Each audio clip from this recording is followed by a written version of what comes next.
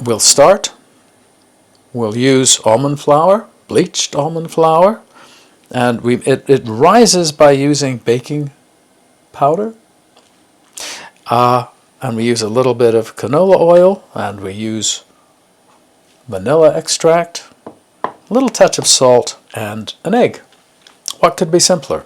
I also add a tablespoon of almond meal, a tablespoon of psyllium, unflavored psyllium. We want to have the almond flour to be as smooth as we possibly can, or those might get transmitted to the pancakes.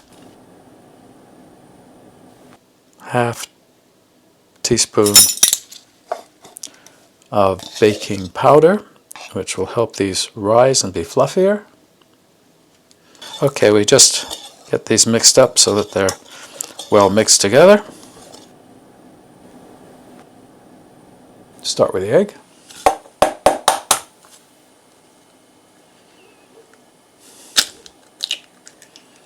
Okay, so then I usually go with the oil.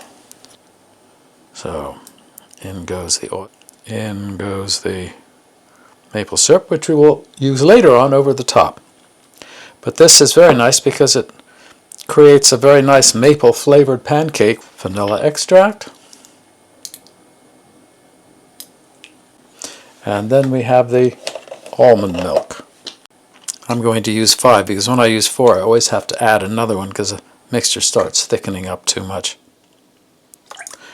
Okay.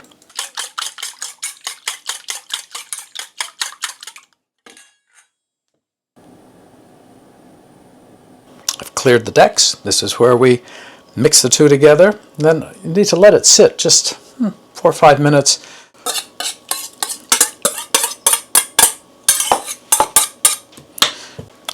So you can either use your whisk or the spatula, doesn't matter, spoon, anything, just to get it well mixed up. You can see it's already a little gooey sticky. But we have to do this if we're going to see how we actually make the pancake. The pan has been getting quite hot. It's taken me a while. Then I use this sort of plasticky thing. It's supposed to be heat resistant, so just get oil on the bottom of the pan. I take a spoon.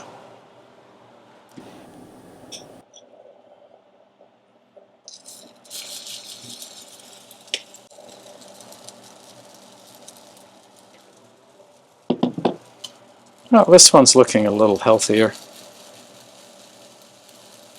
See, it wiggles and jiggles a bit like Jell-O.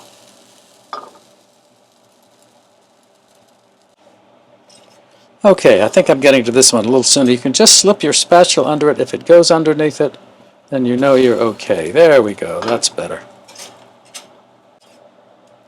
Now you can see little holes appearing down around here. Okay, this one's good to go. Et voila.